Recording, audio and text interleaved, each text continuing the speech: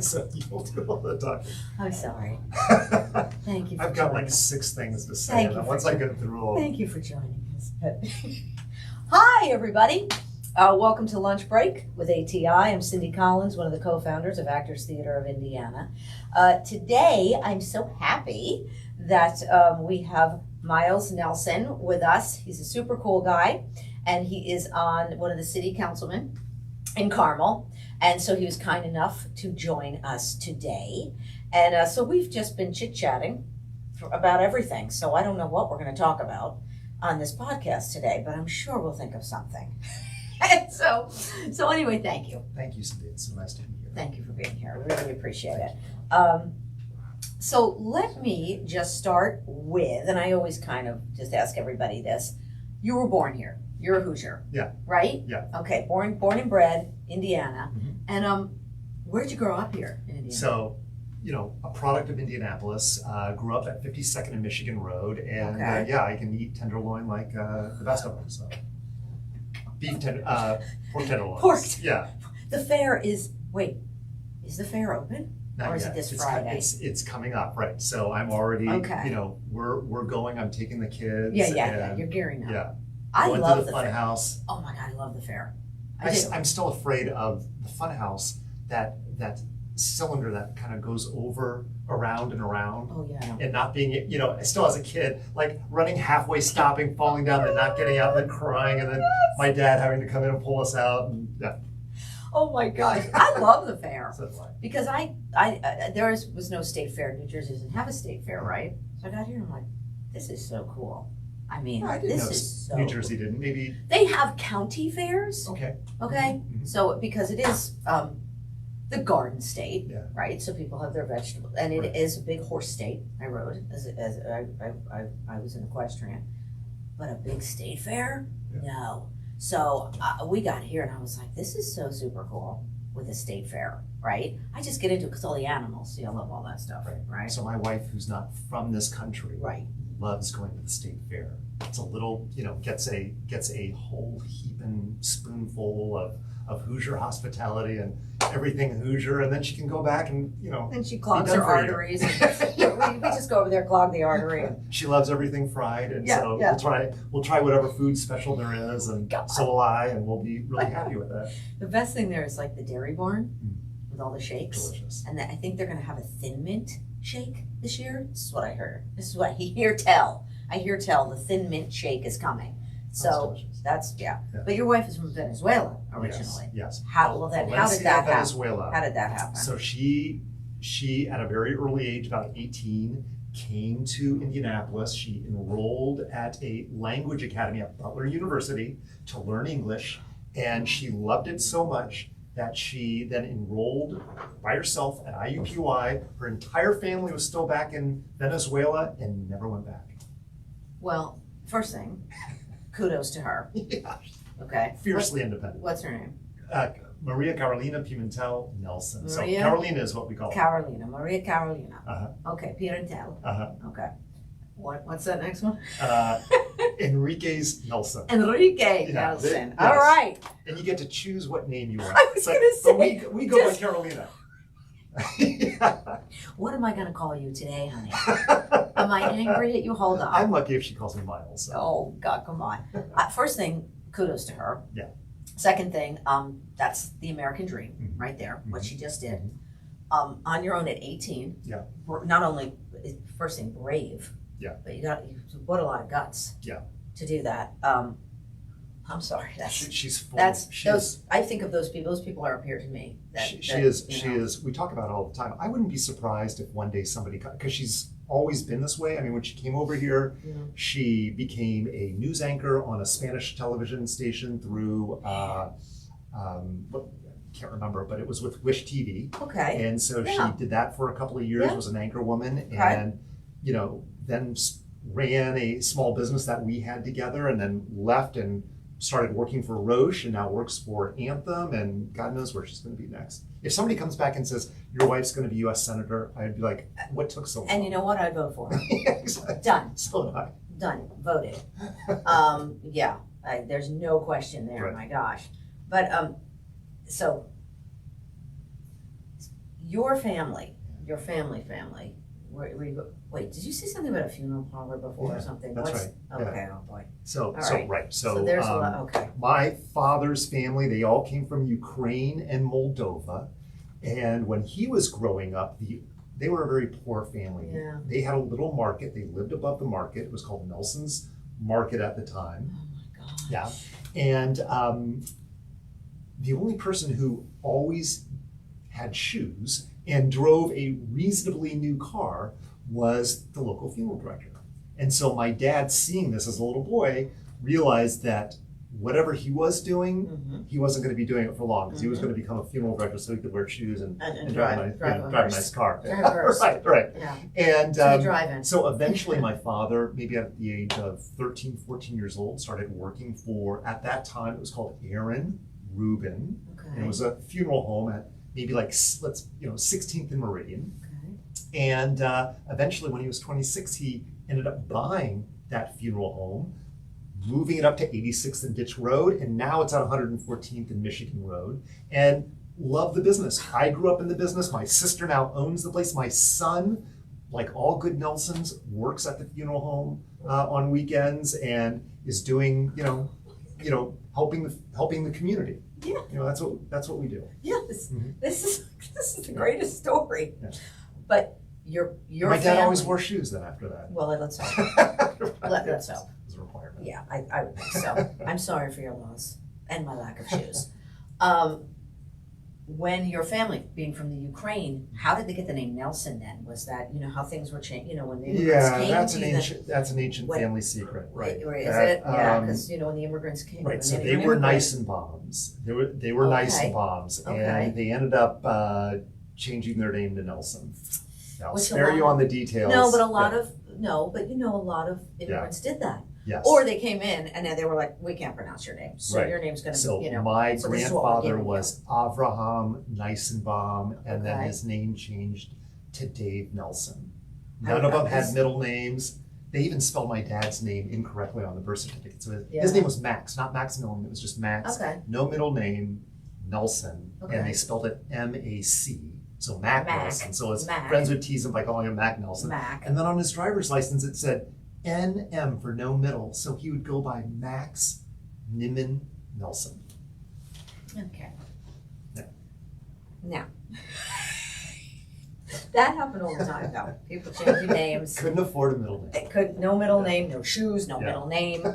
But then he, again, you come even to your wife, but your background, coming from the immigrants who came here, worked their way up, the American dream, right? Yeah. Worked their way up and became, I'm sorry, your father started working at the funeral parlor and then bought it. Yeah, that's right. 26.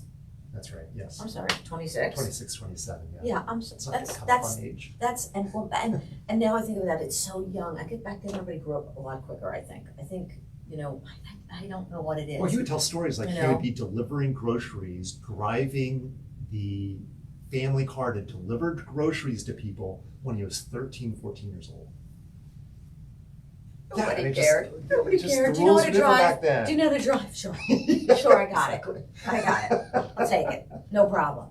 Oh my God. Right. Nobody's questioning anything like that, right? Oh my God. Oh my gosh. Lackadaisical. We don't do that in Carmel. We have rules here, laws, and we follow them. There's laws. suggestions. There's stop signs, because there aren't any, because we have the roundabouts, which right. I love, because stop signs are a problem for me. Right. Just a suggestion for me. I find this fascinating. Yeah, good, I do. Good. I find it fascinating when people, when someone is not born in this country and then pulls themselves up by their bootstraps, and makes something of themselves. Yeah. Those people, to me, have worked so much harder sometimes than the people that are born here. Much harder than I ever had to work. But just for the record, my dad was born here. It was his parents. It's your grandparents, yeah. But still, second generation. Still, that's still his parents were immigrants. Yes, right. And started a market. Definitely harder back then. So I mean that's not, none of that is easy. Yeah. None of that is easy. For sure. And those people that work so hard like that, I don't know. I just respect them so much. Yeah. They have their work. To my dad, it was a colorful upbringing. And their work ethic is so so much higher, you know. Yeah. And but you, Miles Nelson, now, Yeah. you are the first. Tell me, you're obviously on the city council. You're a Democrat. First Democrat ever to win an election in the city of Carmel. Which I think is fantastic. Just for the record, yay, Yes. yay, because that's what it's about. Yeah. It's about our two parties. Yeah, well, it is. And, you know, when I was running for office, and I loved being a candidate, you know, I knocked on over 8,000 doors. That's old school. 83 volunteers, had a great team that have moved up the ladder of different, you know, politics and, you know, running campaigns for great candidates. One of the things that I truly believe is that, you know, democracy is the best form of government. Yes. But it's also meant to be messy. You know, we're supposed to get together, we're supposed to argue, we're supposed to, you know, I bring, you know, my beliefs, you bring your beliefs, but what we end up doing is what we all learned to do in first and second grade and back in school. You learn to compromise. And so you compromise and then you move on to the next issue and you, again, do your best. I'm not going to get everything I want. You're not going to get everything you want. And for too long, I thought that, you know, politics in this state have been too neat.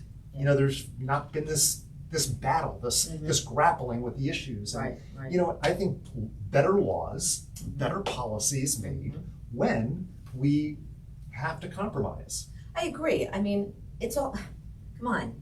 It's a democracy. Yeah. This is not a It's supposed to be dictatorship. messy. This is not a dictatorship in the United States. Yeah. This is a democracy. That's and right. that's when, and it started, obviously, let's go back to the founding fathers, and it started that way. Way back when, Wait, you know, good times. Yeah. The revolution. That's right. But yeah, that's what this country is based on, you know. And I also think, just not getting too political, but you know, like you say, you have to get in there. You have to stand up for what you believe in. The other person has to stand up for what they believe in. Here's the thing, but you have to, just in my humble opinion, right? I'm not a politician, okay? But compromise, yes, and you have to, at the end of the day, okay, when all is said and done, and everybody's like this, I want this, I want that, I want this, at the end of the day, everyone should have the same mentality, okay, of doing the best they can for this country and for your state. Together, together, whether you are Republican, Democrat, or Independent. Right. Together. So you can fight all you want, and then you need to walk out and be like, great conversation. For sure. Great conversation. For sure. We're gonna do some good. For sure. We're gonna do some good. Absolutely. Together. You know, I am no political expert, far from it. And but I see a lot of things that we do as a city council here in Carmel that I wish, quite frankly, that the rest of the country would do. And that is, you know, we're polite to one another. We respect one another. Right. We don't need to be best friends, but we treat each other well. We listen. I'm not going to say we don't have major disagreements because we often do, but you know, we are all trying to do what we think is best, and you know, maybe not always the greater community agrees with everything that we decide on, but we're doing our very best, and I think we're all committed to working together. I think so too, and that's what I do. Like, and I am a resident of Carmel, of course, and I vote. And you know, what brought us here was the mayor, Mayor Brainerd. He brought us here. He's the one that suggested we be the professional theater company here at the center. Great, thank you. That's his brainchild, the center. You know, everything around the Arts and Design District, what we were talking about, it's all his brainchild, Midtown. He is trying to, he's definitely brought the arts to Carmel. We're here, right? And that is so important. And just my opinion, I think that most people on the council, whether he's a Republican, whether you're Democrat, agree with that. Right? It's for the good of the community. He's bringing corporations here. He's bringing the arts here. He's trying to make it a thriving community. Good for you to raise your kids here. School system's Carmel High School system's great here. Yeah. My kids in the Carmel school system, it's fantastic. The arts are thriving in the schools, which is so important for the arts for kids. So I think that most people on that council, I can see that, yes, of course you have discrepancies, of course you have disagreements, but like I said, at the end of the day, you're all working for the good of the community, all of you. Right. And you're all, from who I know on the council, I like everybody. Good. You know what So I mean? do I. I like everybody. Yeah, so do I. You know, and then they come, you know, the council, they come to our shows, they're supporters of us, you know what I mean? They support the arts, and I think that does come, you have to say, from the top, from the mayor. Yeah. His demeanor, the way he handles himself, the way he conducts himself, right? Right. And so, and I did hear him say one time, he goes, you know, I like to sit down and talk to people and work it out. Yeah. I heard him say that one time. I am not one to just my way or the highway. Yeah. Okay. And of course, the community, some things, you can't please all the people all the time. You can't. It's impossible. I would not want to be a politician. Oh no, I'm serious. Like I don't think my wife wants me to be one either. Well, and that's hard, you know, Yeah. because if you, for the family, or she feels for you, like if you say you lose an election, you know what I'm saying? She feels for you. She wants you to win. She wants, you know, it's like any spouse, any partner, right? Yeah. If just like what she's doing, you're supporting her, and you're like, oh gosh, I hope this business, or I hope this business takes off, or I hope she does well in this job, or it's all the same. Right. You had mentioned something about the mayor, and I agree. I think his leadership has been, you know, undeniable in terms of creating, you know, a community. I mean, we can't forget that this is a suburb, and a Midwestern suburb. That's right. And typically suburbs are, when you think of it, it's suburban sprawl. Yep. And no arts, no, you know, not much of anything. People wake up in the morning, eat breakfast, get in their cars, drive to work, drive back, you know, never even, you know, have a conversation with anybody in their community. And the mayor, and I think council before me, you know, really focused on creating these areas of density where people would have to get together. Mm-hmm. And it's hard to hate people. It's hard to not like somebody or be aggressive towards somebody when you're standing in line waiting for food or waiting for a beer or watching a Colts game on the big screen, you know, in Midtown or whatever it is. I agree. This is our special sauce in Carmel. I agree. And I think it's just obviously it's going to grow. It's going to keep growing. I am all for it. You know, listen, I'm from the East Coast, right? So coming out here and you know, starting the company, and I had worked out here as an actor. As actors, we work everywhere in the country. Yeah. So I had worked in Indiana and always enjoyed it. Right. Always enjoyed the people, kind, you know. But yeah, living here, you know, and buying a home and being a resident, you know, you're like, oh gosh, you know, even though I'm used to being everywhere in Europe, here, all around the world. But Carmel, okay, I was like, I like it. This is nice here. I'm glad you This is great. This is fantastic. I can walk everywhere like a city, right? I mean, every sidewalks, it's great. Sidewalks are everywhere. The arts are now booming with it, you know, and so I feel comfortable here, you know, I do. And Judy Fitzgerald, my partner, we own a home here. We have a daughter in school, so we feel absolutely very comfortable here. I, for one, am glad you and Judy are here and your daughter have chosen to make this, you know, your life and your home. Yeah. I'm so glad you're working so hard to kind of keep us entertained with terrific, you know, works of art. I think cities are best. My father would always say this, you know, the world would be a much better place if there were more, you know, actors and, you know, and creatives and musicians in the world. And so it's nice to have you here in Carmel, and that this is where you've chosen to kind of build a thriving theatrical world here. Because we as Carmelites, we deserve that as well. I think so. I'm glad you're able to be successful. I absolutely here. agree with you. I think citizens in Carmel deserve, you know, everything that is good. Yeah. They should. Yeah. And I do think that you, being a part of the city council, you're a part of that. Well, you've always got my support. Oh God, you're so nice. you're so nice. Come on. And so we're old friends. We're 5 minutes we've known each other. No, we've met before. We actually met. Let me tell you, because I want to mention her name because she's super cool. We met at the Holocaust ceremony through Melissa Cohn. Correct. And Melissa Cohn is a wonderful person. She is. She's a really, really great individual. For sure. And she's like, come here. She grabbed my arm. She said, you have to meet my friend, Miles. He said, and I didn't know who you were. Yeah. I admit, I had no idea who you were.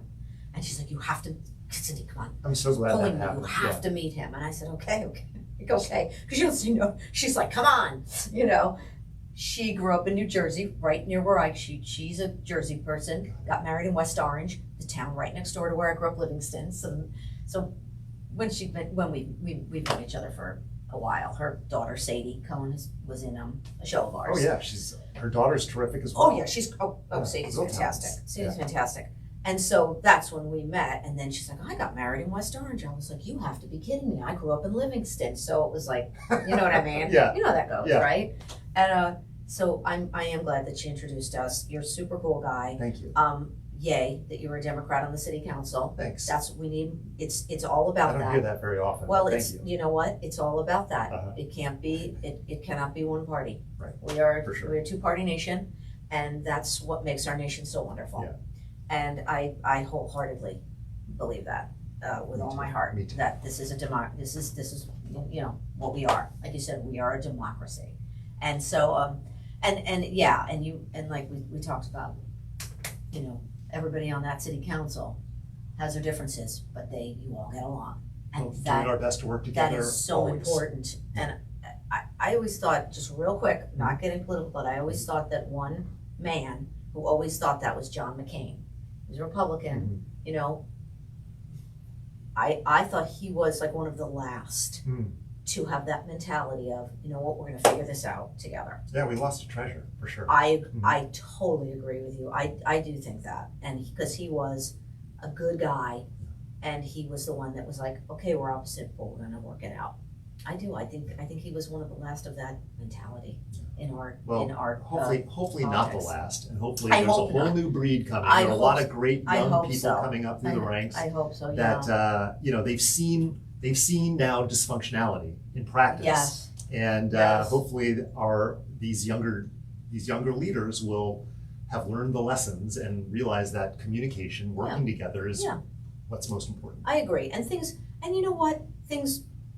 You go through a chunk of things in the country. Yeah, this is our country. Our country goes through a lot of stuff. We're tough. Yeah. We're tough. Americans are tough. We're a tough country, and I believe we can get through anything together. I do. So, we're gonna stop that now, because then I'm gonna go off on a whole All right. diatribe. But Miles, thank you for being here. Oh, my pleasure. Thank you so much, and thank you for being on the city council. Thank you for working hard for the Carmel community. Well, thanks What for you the do. invitation. And thank you so Absolutely. much for doing what you do for our community. It makes, a rich, creative and artistic world makes for a better city. And I I'm do. proud of you guys. Thank you, and I'm proud to live here in Carmel, and I'm proud of the arts that are here, and I think you can't have too many arts. No. In my opinion. No. You just Can't can't. have too many It makes a arts. community thrive. So, but thank you. Thank you. And, but our new season coming up, you can still get a season subscription. Go to atistage.org or call the box office at 317-843-3800. You can still be a subscriber to our wonderful season coming up. Nonsense, Violet, The Mountaintop, and the world premiere of Mr. Confidential. Everything's on our website. As I said, atistage.org. I'm Cindy Collins, one of the co-founders of Actors Theater of Indiana, the professional theater company at the Center for the Performing Arts. Miles Nelson, my guest, and thank you so much for joining us here at Lunch Break with ATI. Thank you, and we'll see you next week.